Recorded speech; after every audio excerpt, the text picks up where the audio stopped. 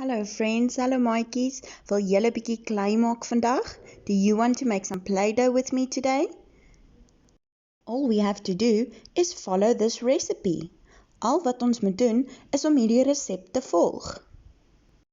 The recipe says that we will need 2 cups of flour, 2 tablespoons of cream of tartar, a half a cup of salt, 2 tablespoons of vegetable oil, and a cup of warm water.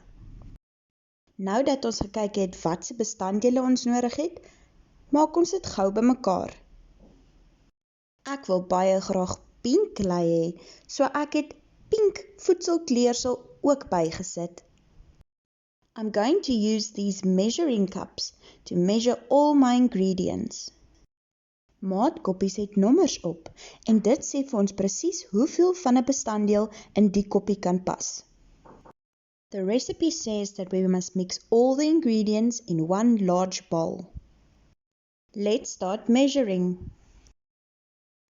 2 koppies meel, 'n halwe koppie sout, 2 tablespoons of cream of tartar, 2 tablespoons of vegetable oil, and 1 cup of warm water.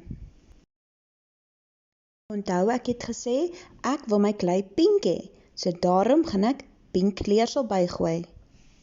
1 druppeltjie kleersel. En nou meng ons alles saam.